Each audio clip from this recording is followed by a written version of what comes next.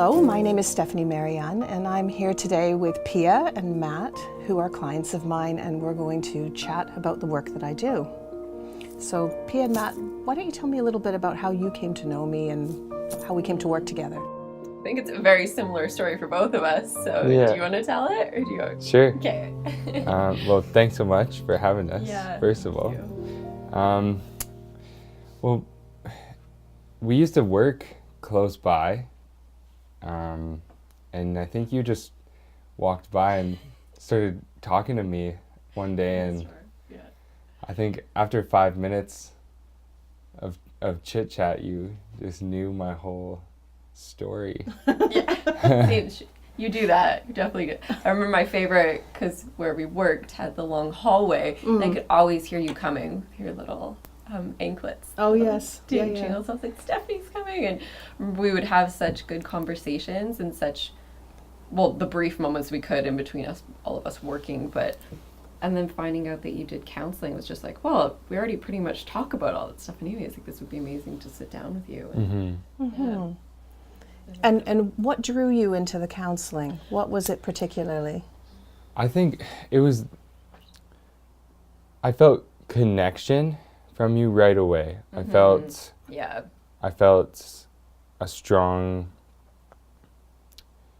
I just felt like you, even like Pia said, just talking to you was giving me something. It was giving me a sense of connection and a sense of empowerment, and I just felt like there was more there. There was more that you had to offer me, I guess. I think, and I've mentioned this to you previously, is like whenever anyone I feel like is in your presence, whether that's a reflection of the peace that we want inside of us, but I feel so at home whenever I'm talking to you, even if it's in a friend conversation when we're at dinner or if we are in a counseling session, there's a sense of peace. And I was really curious to, like, after a while, to just know like how you did what you do, because it seemed like your life journey was so crazy and you'd had all these different avenues that you went down, and really wanted to get to know you too, which maybe you could tell everybody how, like, what you do and why you do what you do. Perfect. No, I can definitely talk about that. I've tried to sort of mark points that might have been significant, and it's difficult because, as you said, it's been a very varied life. I've moved over 70 times. I've lived in 5 different countries. I've had a lot of rich experience. I've done many different jobs, and some very unlikely for my skill set. It would be hard to pinpoint, but I think that I've always been teaching and I've always been counseling. I possibly wasn't doing that as a conscious choice. It was just part of me. Just who you are. I recall that my sister used to compare me to Lucy in the Peanuts, which I didn't like, by the way. Did not like it. And it's only later in life that I've kind of embraced maybe what she was trying to say to me, you know? So that's been something through my life. And then in the last 8 years, it's shifted. It's changed, though. And I've become aware of the fact that I've almost been resisting the thing that was always there. Right.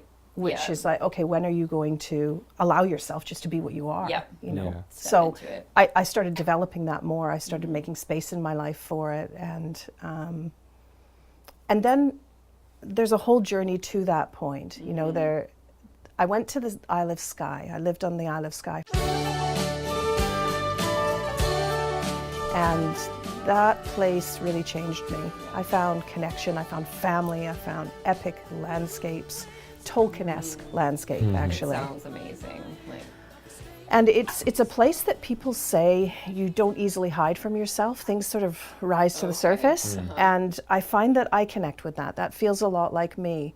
I find that when I'm in an environment, and it's been true of every workplace I've ever worked in, things rise to the surface. So that sounds beautiful, but it can also be for people a little bit uncomfortable too, because things that they have been denying themselves start rising up too, their fears, their anxieties, their insecurities. So I seem to have that sky effect as well. Yeah, that's what I felt. Yeah. It was like an illumination. that you brought simply from a conversation, even a chit chat. Yeah. It'll be those little small little trigger points. You'll say something, all of a sudden you'll be like, oh yeah, and it just resonated so deeply. And I think for myself, and I think for you as well, I was kind of looking for that. I think there's people who would like to bring those things to the surface to deal with them, and it's about growth. And I recognized that you could help me with my own growth, so to speak, I guess.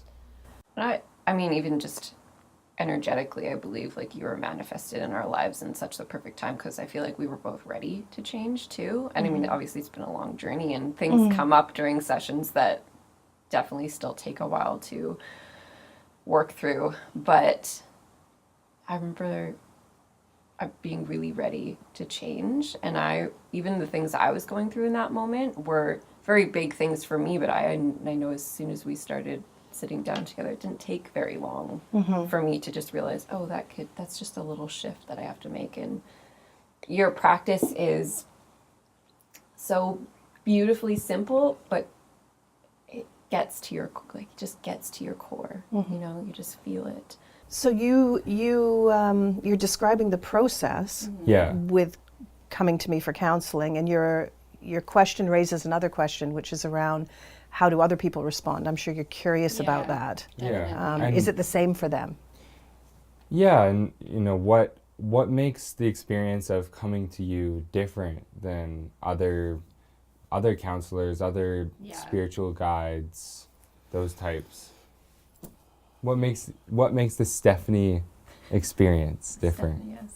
I should be asking you that question, but from my perspective, and you can interject if I miss something, but from my perspective, I marry two things that I don't see brought together very often. I marry knowledge and experience, a grounding in psychology, an understanding of human nature, a deep understanding of human nature, and how people communicate themselves and communicate their story, whatever their story is about their life, with profound intuition. And it's far-reaching. So their emotional climate is known to me. It's felt by me. And quite frequently, like that whole area, it's very hard to describe, but intuitively, I feel color, I feel sound. It's a whole climate for me. It has texture. Photographs, I feel the person in the photo and I can tell their story. So there's words for that, but this is the other part that makes me different. There's no bullshit. I don't like to get attached to words like that. It doesn't seem important to me to do so, but that allows me to move around their world internally, and it also allows me to lift things too. So what happens is if you come to me and you've got a pain, you may not even be aware of it, but you're talking about some childhood trauma or I'm not making light of it, something painful for you. I picked the kidney for a reason, because that's where psychology comes in, because you tend to hold certain early childhood pain in your kidneys. That's one of the places. So that would be an indication for me. So I would use psychology to point at the country on the map. Okay, so we're in that country. But then I use intuition to feel my way into what it is. What happened? What was the story? I don't necessarily have to ask you about it. I can read it. And as I'm connecting to you, I'm also feeling that pain in me. You're maybe not aware of that. And so I'm kind of, I'm a proving ground for your pain, and I release it. And as I release it, you release it. So there's a word for that. Again, don't like the words, but empath is a word for it.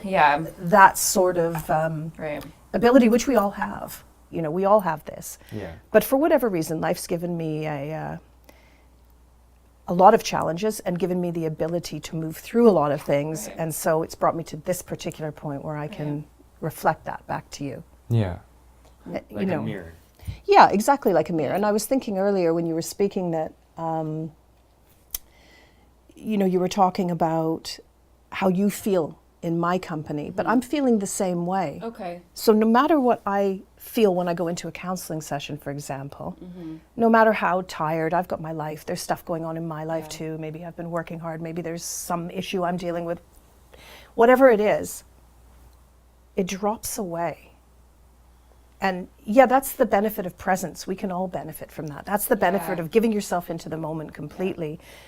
But there seems to be something more going on. I don't want to put a word to it. I don't know what it is. But absolutely, I just open myself up to that and to you. And I feel really elevated through that process too. Yeah.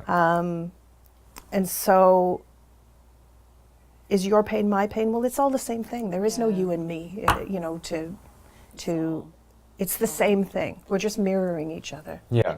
You creating that space is, for me, it just has been radically transformative. Just to be in a space that someone is willing to lift you or be in the same energy or be the mirror, whatever it is, but just having that space and that time to be so authentic and so real, and that the purest connection in those, honestly, in those sessions, I still find it challenging to find that, and that pure connection within myself outside of those sessions. But I know that we've talked about it, and I know you've just got such a simple approach, and it's just it's almost funny, like how when you get to it and it's just, you're like, oh, it doesn't have to be so complicated. We overcomplicate everything as humans, I feel like.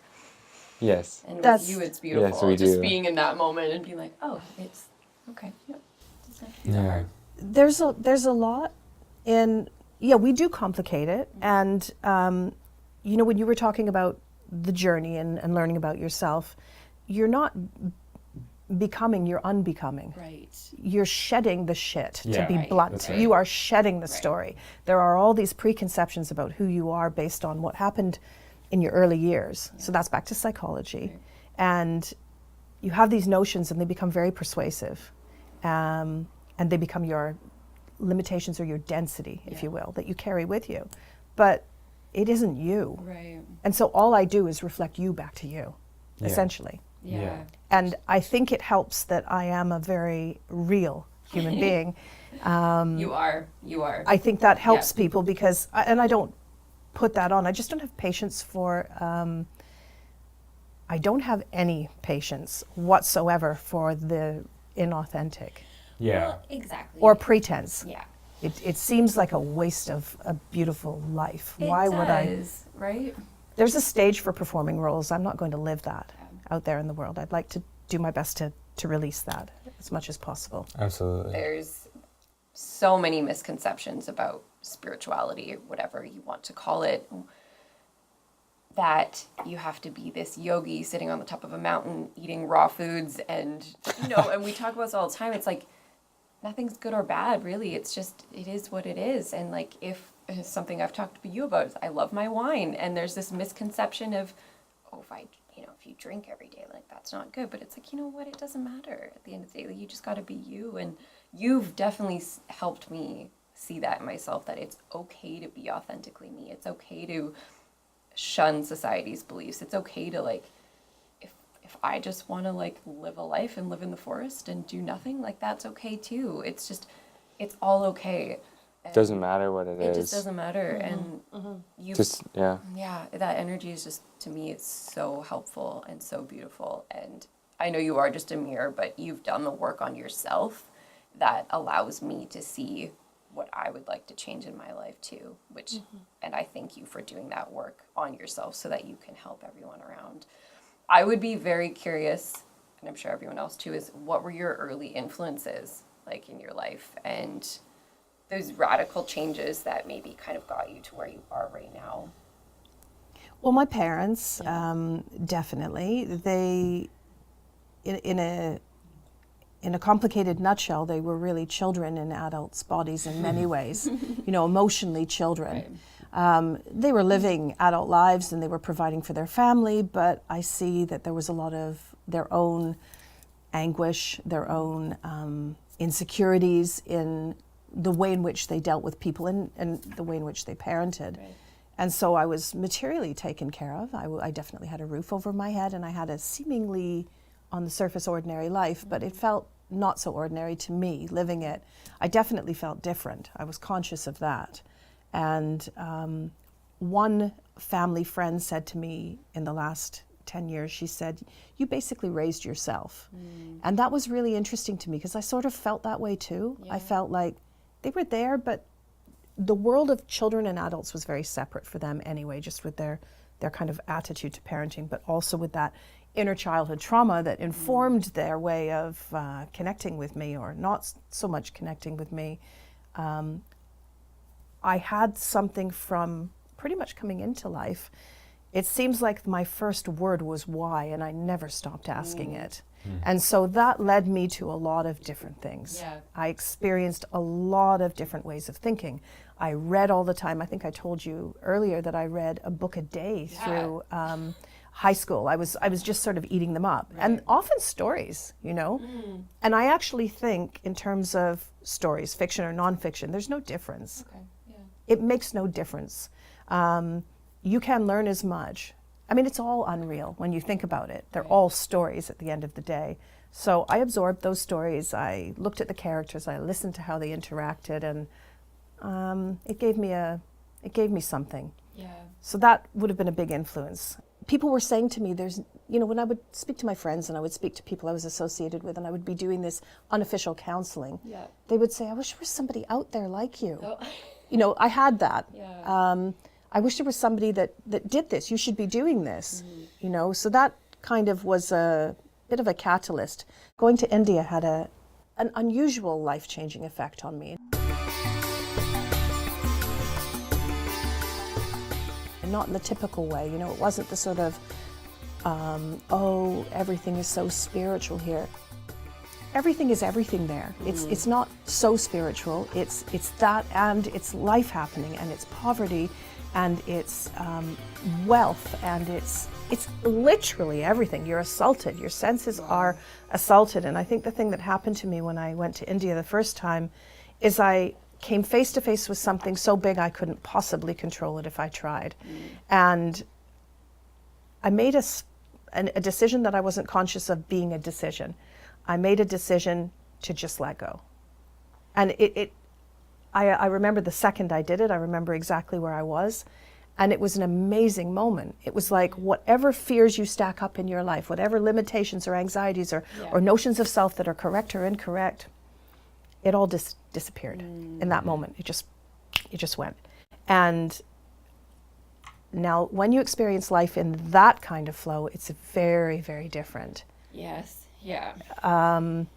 It's, I don't know, the difference between floundering in water and feeling like you might just stay afloat and maybe sinking under and stressing yourself out with it, thrashing around, and just lying on your back and floating down the stream. I mean, it's a different, right? And so therefore everything that happened to me, every exchange was illuminated by that, I think.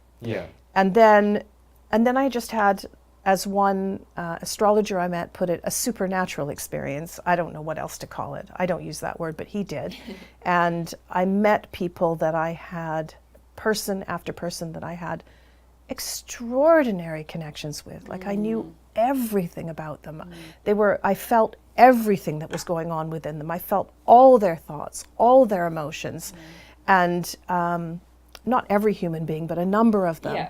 And I felt as if they were my family. I had known them forever. So I had some very unusual experiences there. And that changed my life, for sure. But I brought that back here. And like I said to you earlier, I just thought, well, why am I waiting? Why don't I do this thing that I've clearly been preparing for on some level? Because it gives me a great deal of satisfaction and it benefits others. And I really mean this when I say it. I don't think there's any difference between you and I, and I don't think there's any difference between you and I. I had this moment years ago, and it's one that, like a lot of very simple and beautiful moments, it'll be lost. It'll be lost as I try and tell it, but I'm going to try and convey it. So I was on the Isle of Skye, and it was a quiet evening. It was an ordinary evening. It was an ordinary summer's evening. The light is magical there. The play of light on land and water is extraordinary. Photographers flock there from all over the world just to photograph this amazing light. So I was walking from where I lived I had a little place in the woods, to the pub. I was going to see some friends there, and it was quiet. People were home for their dinner. It's just a quiet time of night. And I wandered down to the shoreline and just felt drawn to just look out over this incredible scene. And I felt so much at peace with it. And certainly there was the first moment in my life I was aware of that feeling I described in India of total surrender to what is. And I was just drinking in this beauty, and then this voice, my voice, but not my voice. And it's not, you have a voice in your head when you talk to yourself. So it was that, but different. Okay. And there would be no way of describing the difference. It just was. It felt different. It felt different. And these words sort of came over me. You are as much a part of everything as it is a part of you. Wow. And my whole body felt that, felt the words go through me. And it has changed my whole life. Wow. No, I didn't find God. I'm not a born-again Christian. I'm not a born-again anything. I connected to myself very, very profoundly. And but that simple statement, there's a lot of meaning in it. And so from my perspective, we are all connected. There's no escaping that. So in that sense, I feel a responsibility to bring myself to a point of clarity so that what I shine will reflect back to you. Right. Just that makes so much sense, and it's so beautiful. And I feel like people may be curious because that sounds like an external experience, you going there and something just happening. But there must have been a lead up to that. Were you having some radical change in your life, or you were just willing to change in that moment, or you think it just happens, that pure connection? Just short form of this story is that in 1986, I was working as a nanny, living a fairly ordinary life, and ready for something more, but not sure quite what that looked like. And then a friend returned from a trip to Europe, and she'd been to Skye. And, she talked about, she met someone there, she was going to go back, she'd fallen in love, and she was a good friend of mine. I'd grown up with her, so she told me her stories, and I asked her a lot of questions. Sort of living vicariously through her, but also trying to put myself in that place to see what her experience was, and through other places she went to. Skye just was like a bolt of lightning through me. When I heard it, I was, okay. I just felt it. And she talked about people, and she talked about one man in particular. Well, no, she didn't talk about him in particular. She mentioned him, and then I talked about him in particular. And she didn't say very much at all. She said, she described him. I asked her what he looked like and what he was like, and she said, well, I don't know. I mean, he seems to have a good sense of humor. He's just an ordinary guy, this is the job he does. There was nothing to draw anyone's attention except me. And this is the feeling that went through me. I need to go there. I need to meet him because he is my future. Interesting. Yeah. So I didn't actually share that with a lot of people because it sounds barking mad.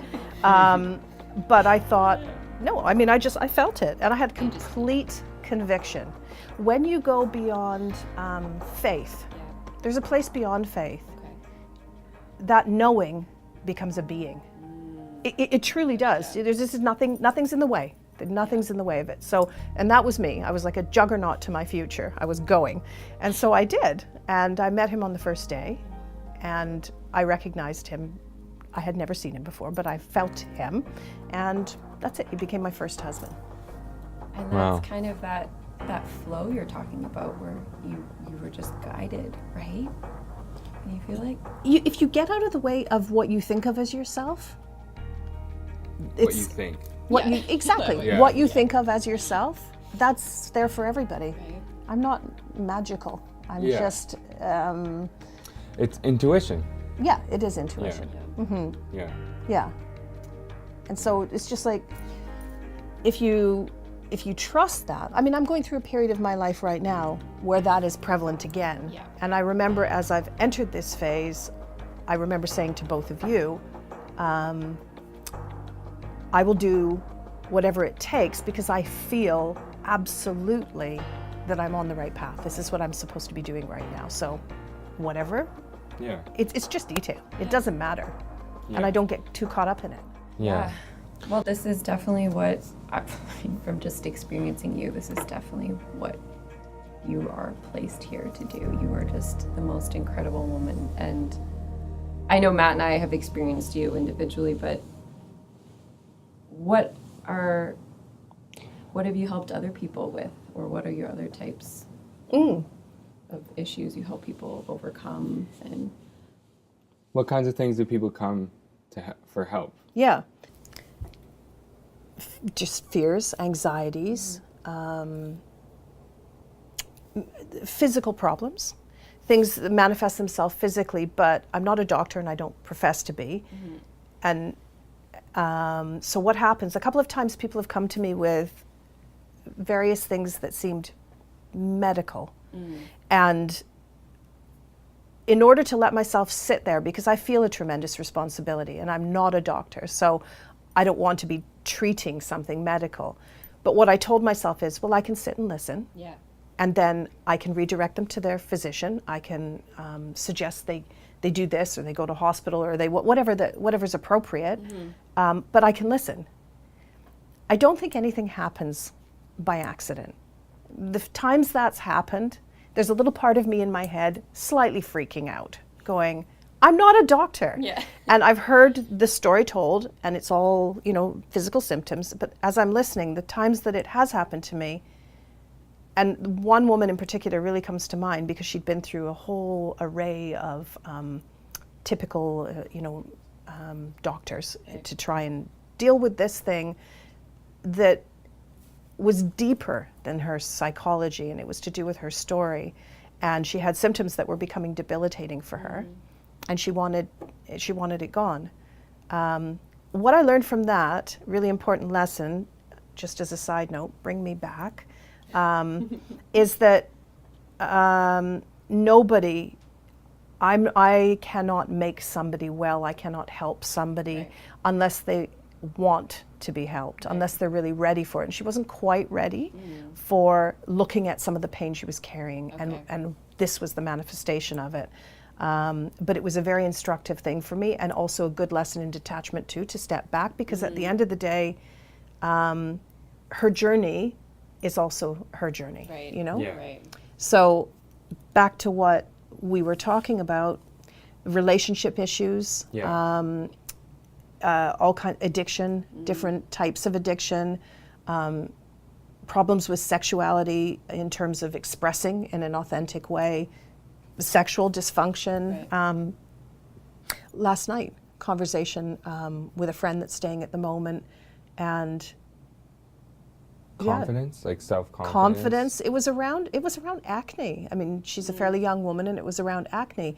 And I said to her, I noticed that you do these little gestures and things, and I see that you're feeling very uncomfortable, insecurity about this. And then I talked to her about, it was kind of a marriage between counselor, psychology, mother, and intuition. And I brought all of those together, and it lets you cut through hours and days and weeks and months. Yeah. It lets you cut does, through yeah. all that bullshit. It isn't necessary. It lets you get right to the root of it. Right. And if they're ready, and if they've come to you, hopefully they are, then they can release some of that and just be lighter, freer, I feel like that goes back to what you always say, the truth is always simple.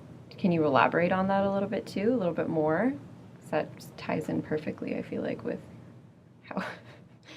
Because it's all these overcomplication, complications Yeah, I can. Those words came to me, I don't know, maybe 8 years ago, and it was in reaction to all of the information that was starting to flood the internet and end up on bookshelves about a particular type of self-help book, and the idea that we needed fixing. Right. That already I object to that notion, and so complicated, like multiple step programs and rituals and adherence to other belief systems or to other people and their belief systems. And I thought, this doesn't make any sense. Yeah. It makes no sense.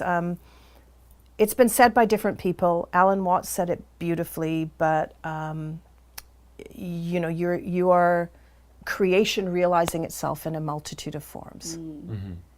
Everything is in everything. And if that's true, if we go on that premise, you don't need anything outside yourself. You don't need anyone else's words, actually. And the idea of becoming attached to that would be to suggest that you are not that. Right. That universe within. So the truth is always simple. Yeah, and I would say what I want to say about that is that we complicate things, as you said, but also that if we're doing that, it's a really good indication to ourselves that we're getting away from what is actually there to be revealed. It's kind of like those layers you're talking about, because it's all about shedding that stuff that we like stack on top of just the core truth. Like something that you've helped me realize is I have a big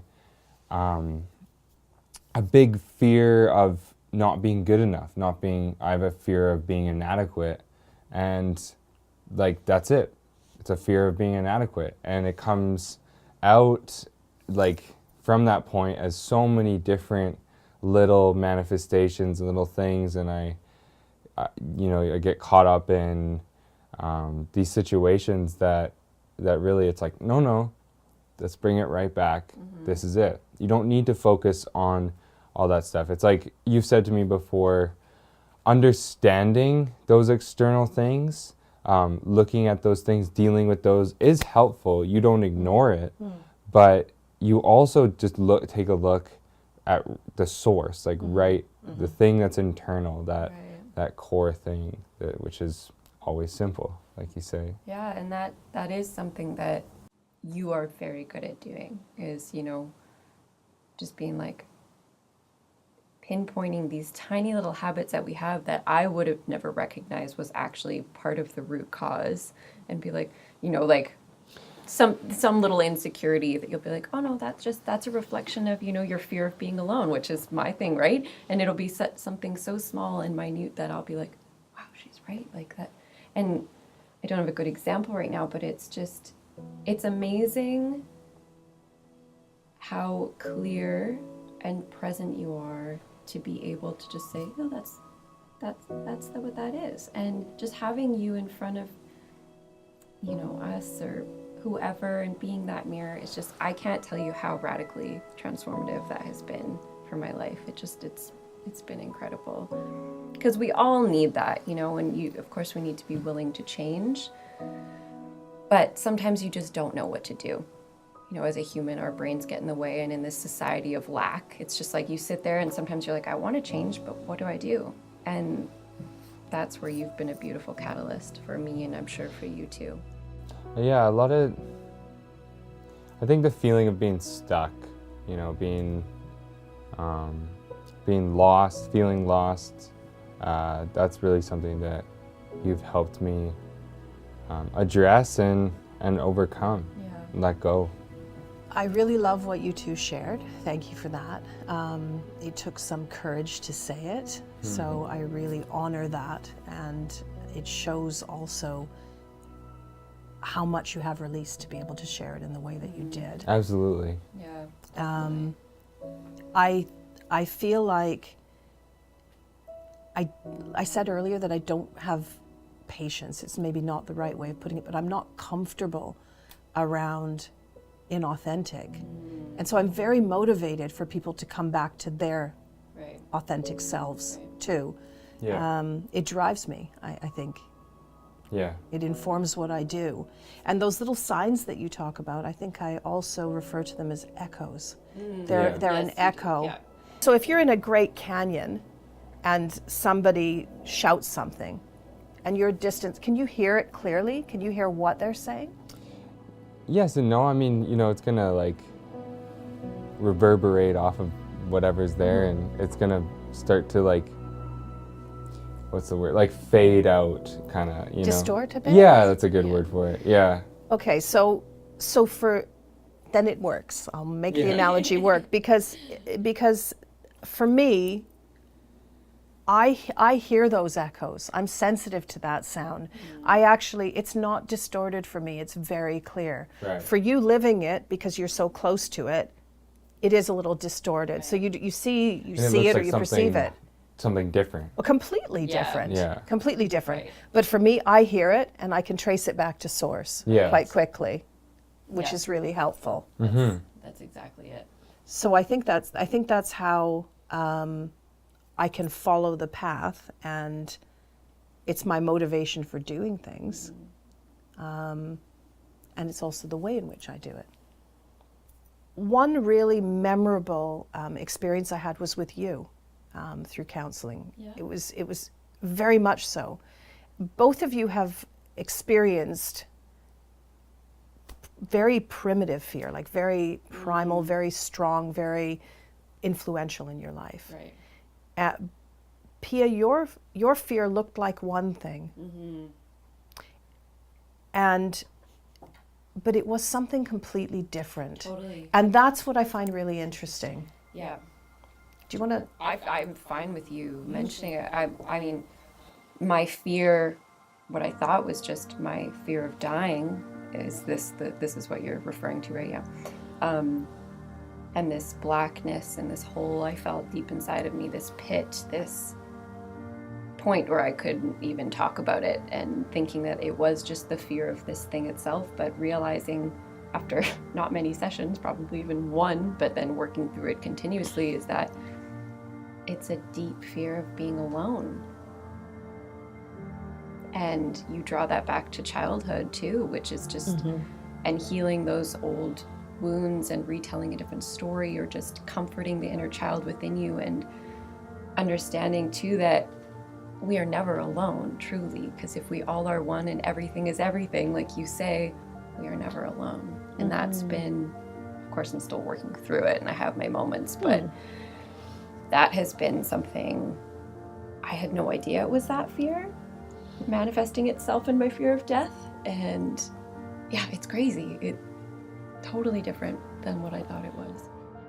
I found that a very humbling experience somehow, and I can't even express why, but it affected me.